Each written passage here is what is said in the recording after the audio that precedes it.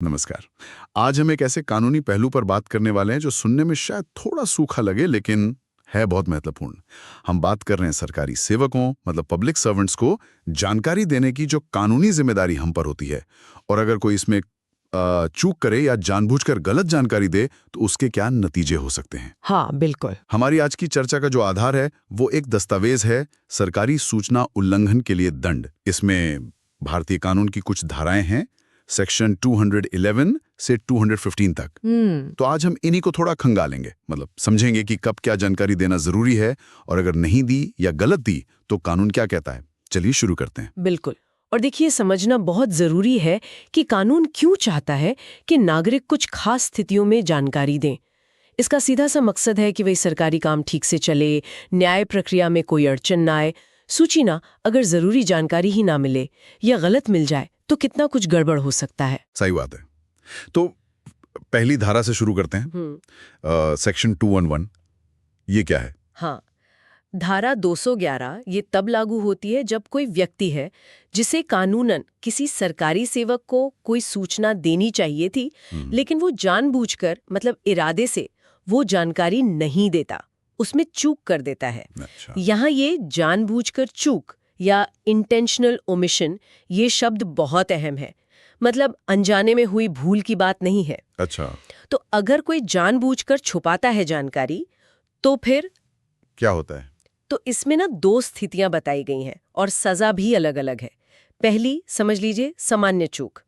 अगर जानकारी कोई बहुत खास नहीं, सामान्य किस्म की है तो 1 महीने तक की साधारण कैद या फिर 5,000 रुपए तक का जुर्माना, या दोनों भी हो सकते हैं। ठीक है। और दूसरी स्थिति, हाँ, दूसरी स्थिति ज्यादा गंभीर है।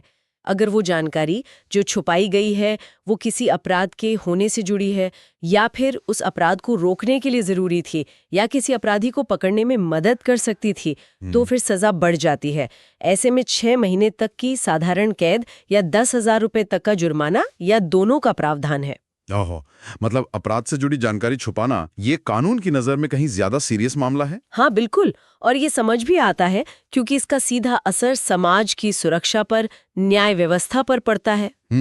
और इसमें एक तीसरा पॉइंट भी है। वो खास तौर पर भारतीय नागरिक सुरक्षा संहिता 2023 की धारा 394 के तहत अगर कोई आदेश है, उससे जुड़ी जानकारी देने में अगर कोई चूक करता है तो उसके लिए भी सजा है। 6 महीने तक की किसी भी तरह की कैद मतलब साधारण या कठोर, या फिर 1,000 रुपए तक का जुर्माना, या दोनों। अच्छा, तो ये तो हुई बात जानकारी छुपाने की या देने में चूक करने की।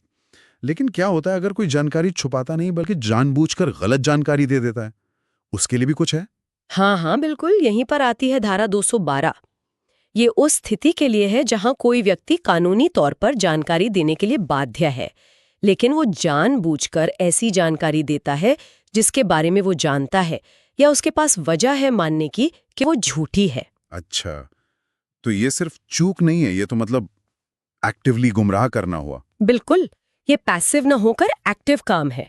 जानबूझकर झूठ बोलना या गलत दिशा दिखाना। तो ये तो ज्यादा गंभीर लगता है फिर। हाँ, और कानून भी इसे ज्यादा गंभीरता से लेता है, खासकर तब जब मामला किसी अपराध से जुड़ा हो। इसके भी दो हिस्से हैं। अगर गलत जानकारी किसी सामान्य विषय पर है तो सजा है 6 महीने तक की साधारण कैद या 5,000 रुपए तक का जुर्माना, या दोनों। ठीक है। लेकिन अगर वो गलत जानकारी किसी अपराध के होने से या उसे रोकने से या अपराधी को पकड़ने से जुड़ी है तो सजा काफी कड़ी है। इसमें 2 साल तक की किसी भी तरह की कैद, साधारण या कठोर, या जुर्माना, या दोनों का प्रावधान है। 2 साल? हाँ, 2 साल तक की कैद। ये दिखाता है कि कानून इसे कितना संगीन मानता है। ये तो सीधा सीधा न्याय की प्रक्रिया में बाधा डालने जैसा है। इसे थोड़ा और समझने के लिए शायद उदाहरण काम आएंगे। मुझे याद है दस्तावेज में कुछ थे। हाँ हाँ, उदाहरणों से बात एकदम साफ हो जाती है। जैसे पहला उदाहरण है, मान लीजिए क एक जमींदार है।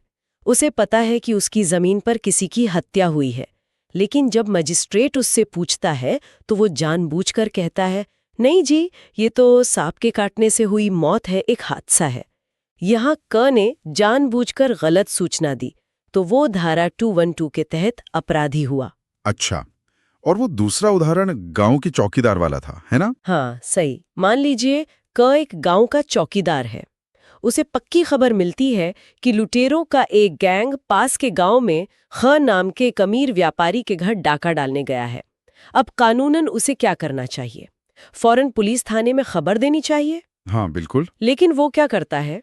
वो जानबूझकर पुलिस अधिकारी को बताता है कि अरे लुटेरे तो किसी दूसरी ही दिशा में गए हैं, बहुत दूर डाका डालने। यहां भी क ने जानबूझकर पुलिस को गुमराह किया ताकि या तो अपराध हो जाए या अपराधी आराम से निकल भागे। ये भी धारा 212 का उल्लंघन है। ये उदाहरण वाकई दिखाते हैं कि ऐसी गलत जानकारी का असर कितना बुरा हो सकता है। न्याय की पूरी प्रक्रिया ही पटरी से उठक सकती है। अच्छा, इसमें एक स्पष्टीकरण या एक्सप्लेनेशन का भी जिक्र था। वो क्या चीज है? हाँ, वो बहुत महत्वपूर्ण है।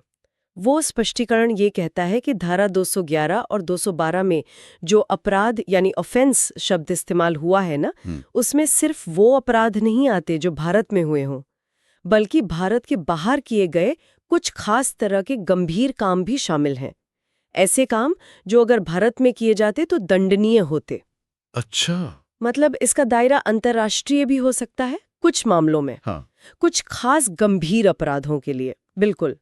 दस्तावेज में कुछ धाराओं का जिक्र है, जैसे हत्या, डकैती, गंभीर चोट पहुंचाना, अपहरण वगैरह।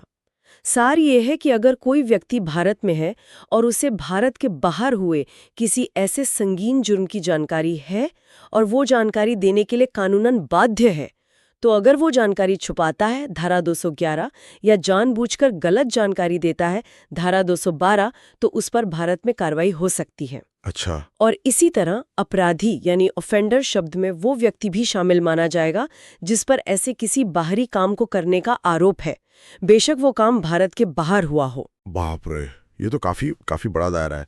ये दिखाता है कि कानून गंभीर अपराधों से जुड़ी जानकारी को कितनी अहमियत देता है, चाहे वो कहीं भी हुए हों। बिल्कुल। और ये कहीं ना कहीं कानून की पहुंच और आजकल जो अंतर्राष्ट्रीय सहयोग की जरूरत होती है, खासकर गंभीर अपराधों के मामलों में, उसको भी दिखाता है। चलिए अब जानकारी देने या ना देने वाली बात से थोड़ा आगे बढ़ते हैं। अगली धारा है 213। ये किस बारे में है? धारा 213 थोड़ी अलग है। ये तब लागू होती है जब कोई सरकारी सेवक है जिसे कानूनी तौर पर अधिकार है ऐसा करने का, और वो किसी व्यक्ति से कहता है कि भाई सच बोलने के लिए शपथ लो या प्रतिज्ञान करो, ओथ और एफर्मेशन, और वो व्यक्ति ऐसा करने से इनकार कर देता है। अच्छा, मतलब अगर कोई कसम खाने से या सच बोलने का जो फॉर्मल वादा होता है उससे ही मना कर दे तो ये भी एक कानूनी उल्लंघन है। देखिए, न्याय प्रक्रिया हो या कोई जांच हो, उसमें सच बयान करना जरूरी माना जाता है, और शपथ या प्रतिज्ञान उसी सच्चाई को सुनिश्चित करने की एक प्रक्रिया है। तो अगर कोई उससे ही इनकार कर दे तो सजा है 6 महीने तक की साधारण कैद या 5,000 रुपए तक का जुर्माना, या दोनों। ठीक है। और इसी से मिलती जुलती एक और धारा है शायद 214। उसमें और इसमें क्या फर्क है? हाँ, धारा 214 ये तब लागू होती है जब व्यक्ति शपथ लेने से तो मना नहीं करता, लेकिन जब उससे सवाल पूछे जाते हैं तो वो उन सवालों का जवाब देने से इनकार कर देता है। अच्छा। शर्त ये है कि वो व्यक्ति कानूनी तौर पर उस विषय पर सच बताने के लिए बाध्य होना चाहिए, और सवाल पूछने वाला सरकारी सेवक अपनी कानूनी शक्तियों के दायरे में ही सवाल पूछ रहा हो। तो मतलब यहाँ फोकस शपथ पर नहीं बल्कि पूछे गए सवालों का जवाब ना देने पर है। एग्जैक्टली। मान लीजिए किसी जांच में कोई गवाह है, वो कानूनी तौर पर सच बताने को बाध्य है। अधिकारी उससे घटना के बारे में सवाल पूछता है और गवाह कहता है मैं जवाब नहीं दूंगा या दूंगी। ये धारा 214 का मामला बन जाएगा। और सजा?